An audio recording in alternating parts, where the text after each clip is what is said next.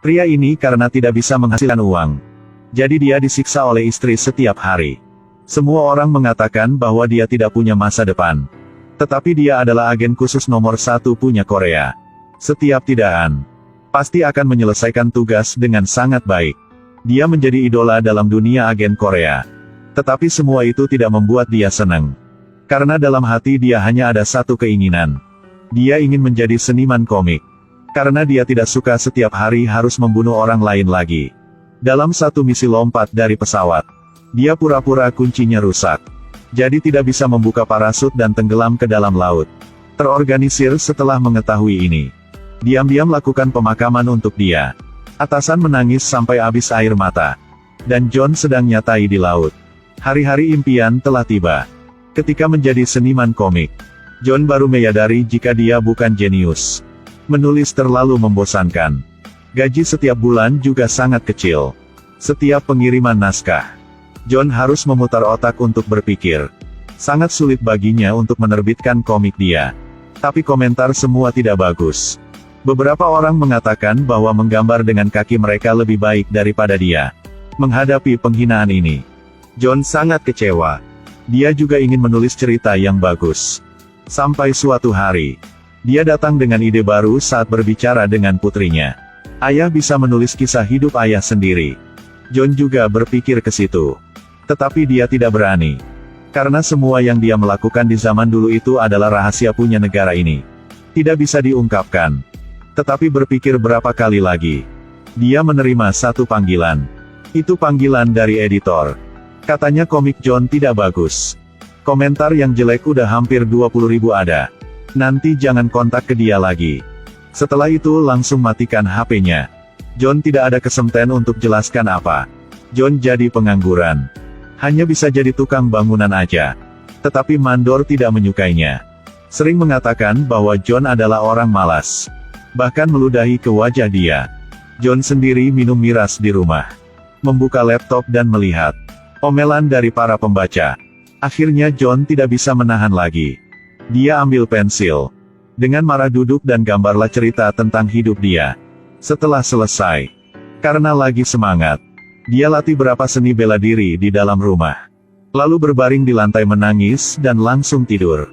Di hari berikut, ketika dia bangun, John melihat ke meja. Sarapan pagi udah disiapkan oleh istrinya. Apakah istri salah minum obatnya? Sang istri suapin untuk dia makan lalu berkata, "Komik yang kamu baru posting sangat bagus. Tunggu komik yang mana?" John bergegas ke kamar. Dia baru melihat. Komik yang dia bergambar kemarin sudah diposting oleh istrinya. Dapatkan banyak sare. Dan komentar yang baik. Ya ampun, apa yang sudah terjadi ini? John langsung datang ke kantor editor. Minta tolong sama dia untuk hapus komik baru. Tetapi editor bilang, apakah Anda sudah gila? Cepat pulang ke rumah dan membuat episode terbaru. Dia menggunakan kaki untuk tendang John keluar. John hanya bisa balik ke rumah. Melihat di luar mulai hujan. Dia langsung bawa payung untuk menjemput putri di tempat sekolah. Dan hasilnya melihat putri sedang berjalan sama teman. Ayah teman jemput anak dengan pakaian yang rapi. Dan naik mobil mewah. John terlihat agak sedih. Dia tidak berani berlari ke depan anak. Diam-diam melihat ayah teman anak dia antar anak dia pulang ke rumah. Setelah sampai ke rumah, John beresin barang. Tidak sengaja melihat buku harian punya anaknya. Di situ menulis jika keluarganya sangat miskin. Anak ingin kerja mencari uang untuk dia bisa bantu orang tuanya. Setelah baca sampai sini, John sangat sedih dan malu. Dia memutuskan jika komik sudah hot seperti itu. Dia tidak bisa banyak pikiran lagi, selain kata, biarin saja di dalam otak. Dia langsung duduk untuk membuat komik baru lagi. Dengan cepat episode kedua udah selesai. Tanpa diduga di hari berikutnya, komik dia disukai oleh banyak orang. Di tempat menunggu bus. Atau di pertigaan jalan. Semua sedang membaca komik punya dia. Sampai murid punya istri John juga baca komik punya dia di dalam kelas. John memberi putrinya kejutan. Dia membeli piano baru untuk putrinya. Mereka semua sangat senang. Tetapi mereka tidak tahu jika bahaya sudah mendekat. Komik punya John sangat laris. Sudah dilihat oleh pemimpinya. Pemimpin langsung kirim komik itu ke Departemen Intelijen. Ada seseorang berspekulasi tentang seorang komando yang meninggal pada misi sebelumnya. Dan perilaku punya John merupakan menjadi pengkhianatan negara. Jadi pemimpin mencari ke kantor editor komik, menggunakan kekuatan untuk mengancam.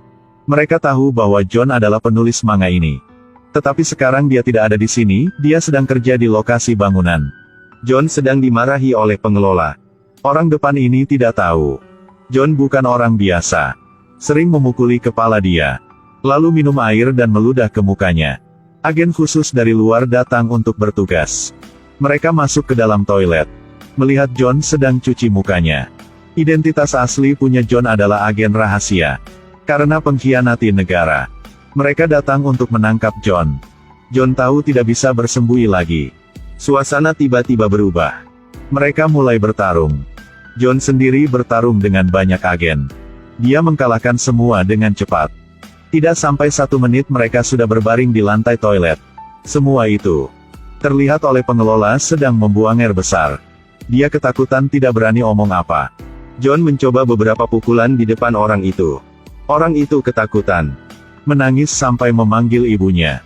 John tidak ingin membuat sulit bagi orang itu jadi dia langsung pergi. Setelah sampai ke rumah, dia langsung menelepon ke istrinya. Katakan pada istri identitas dia yang sebenarnya. Sekarang identitasnya terungkap, jadi dia diburu. Harus berkemas untuk melarikan diri. Tetapi istri tidak percaya. Dan langsung matikan HP-nya. John hanya bisa sendirian beresin barang. Tiba-tiba, ada 2 bom asap dari luar dilempar ke dalam. John dengan cepat menutup hidungnya. Banyak agen melompat ke dalam. John tetap tenang. Bertarung dengan mereka. Tetapi sayangnya, dia disetrum dari belakang. Lalu John langsung pingsan. Ketika dia bangun kembali, John sedang di ruang interogasi. Pemimpin masuk ke dalam. Marah sama dia, kenapa membawa rahasia negara dan tulis ke dalam komik. Tanya John apakah dia adalah mata-mata.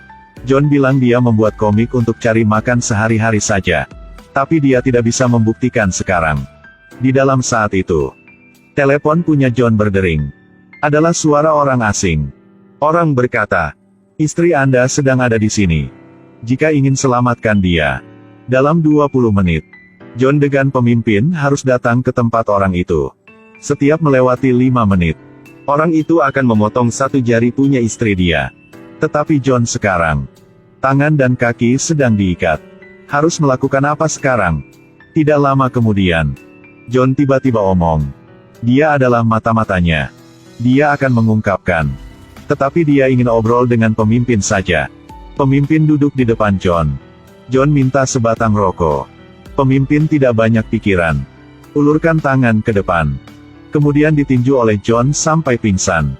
John ambil pensil punya dia. Membuka borgolnya. Menunggu agen lain masuk ke dalam. John ambil pistol arahkan ke kepala pemimpin untuk menancamnya. Dan seperti itu John berhasil maksa pemimpin masuk ke dalam mobil. Berdua berjalan ke tempat orang itu untuk selamatkan istri John. John di dalam mobil mengatakan yang sebenarnya kepada pemimpin. Pemimpin agak sulit untuk mengerti. Tidak tahu siapa yang ingin tangkap John. Mereka berdua sudah mencari masalah dengan siapa. Akhirnya mereka mengingatkan dalam satu misi sudah pernah menangkap 1 orang teroris. Untuk memaksa interogasi. Lalu setrum membuat orang itu meninggal. Orang itu masih punya 1 saudaranya, adalah kakak dia. Sepertinya sang kakak ingin membalas dendam untuk adik dia. Di saat mereka sedang obrol, ada 1 orang kirim video ke John. Ada orang sudah culik anak dia. Bersiap lempar anak dia keluar dari mobil. Dan orang yang culik anak dia adalah Menteri Intelijen. Menteri Intelijen ingin John bawa pulang pemimpinnya. Jika tidak dia tidak akan bisa ketemu dengan anak lagi. Satu sisi adalah putrinya. Dan sisi lain adalah istri dia. Dia sangat putus asa. Akhirnya dia masih datang ke tempat yang culik istri dia. John menabrak kepulahan bawahan penculik istri dia. Istri dia teriak, "Sayang jangan kesini." Tidak ada yang bisa percaya bahwa John langsung muter balik. Kabur di depan ribuan mata yang sedang melihat dan tidak bisa mengerti apa. "Maafkan aku."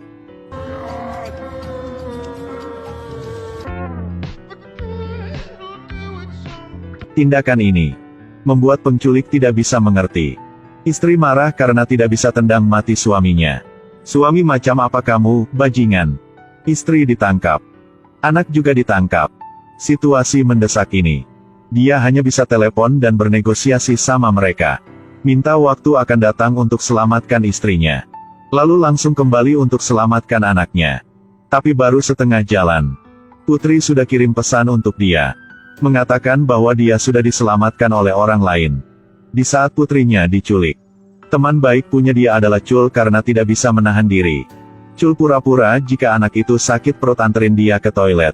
Sebenarnya bahwa dia kabur dari situ. Putri dan Chul dengan cepat sudah bertemu dengan John. Sebelum berangkat untuk selamatkan istri, John masih ada urusan lain. Jadi dia pukulan muka Chul. Membuat dia mimisan. Dia kasih tahu Chul. Jadi cerita seperti ini, kamu ingin menangkapku, tetapi dipukul sama aku. Menunggu menteri datang menemui Chul. Dia percaya Chul tidak mengkhianati dia. Sekarang John dengan pemimpin sedang di jalan menuju ke tempat istri. Mereka turun dari mobil. Sang putri juga diam-diam menunggu di dalam mobil. Dia menelepon ke menteri. Video call langsung untuk dia bisa melihat. Pemimpin diikat ke kursi. Banyak kabel listrik telah dipasang ke tubuh dia. John didorong keluar. Mereka ingin John yang menyiksa pemimpin dia. Jika tidak istri dia akan mati. John tidak punya pilihan lain. Pemimpin menjerit kesakitan. Adegan ini dilihat oleh menterinya. Dia langsung kirim agen masuk ke tempat penculiknya. Banyak agen khusus muncul. Mereka sangat kuat. Dalam sekejap mata sudah bunuh banyak orang. Situasi dengan cepat dikendalikan. Lalu menteri beri perintah harus nembak mati John. Dia bilang John adalah pengkhianat. Tidak menyangka Chul melompat untuk menahan peluru untuk John. Chul sudah lemah. Jatuh ke dalam pelukan John. Mata Chul melihat ke dia. Ucapkan kata-kata terakhir. Tapi John mengatakan, kamu tidak akan mati, tenang saja. Chul. Ternyata aku belum mati. Chul dipukul di muka sama John, langsung sadar. Menteri sangat marah. Dua orang bego sedang melakukan apa ini? Cepat menembak lagi. Tapi pada saat itu, bawahan di samping tiba-tiba jatuh ke lantai. Tim penculik ada penembak jitu. Dia berdiri di atas tinggi. Menembak mati orang punya menteri intelijen. Dan menembak John berapa kali juga. Menteri sekarang harus mundur. Penculik dengan cepat sudah mengelilinginya. Tapi pemimpin tim penculik menuju ke depan istri dan anak punya John ingin menembak mati mereka. Tiba-tiba John hidup kembali. Dia ambil pistol. Lempar ke arah bom yang dekat situ. Dalam kekacauan dia peluk istri dan anak. Membuka pakaiannya. Ternyata John selalu memakai rompi anti peluru. Tidak heran dinembak berapa kali tidak mati. Dia memberikan rompi anti peluru kepada istri dan putrinya untuk dipakai. Lalu ambil satu pistol. Satu kali tembak, satu orang, dua kali tembak dua orang jatuh. Tetapi peluru sudah habis. Jadi harus bertarung dengan tangan sendiri. Siapa yang bisa melawan dengan agen nomor 1 punya Korea? John datang ke ruang bosnya. Bos sedang pegang pistol. Terus-menerus menembak. Tapi John berhasil mengelak. Dia melompat tendang orang itu jatuh ke bawah. Mereka berdua jatuh keluar jendela. Tempuran selesai di sini. John berhasil selesaikan misi terakhir. Beberapa waktu kemudian, tidak terduga, Chul datang mencari dia. Dia omong ada misi butuh bantuan dari John. John sudah menolak undangnya. Karena hidup dengan damai sedang menunggu John di depan. Bukankah lebih baik hidup melalui hari-hari dengan damai?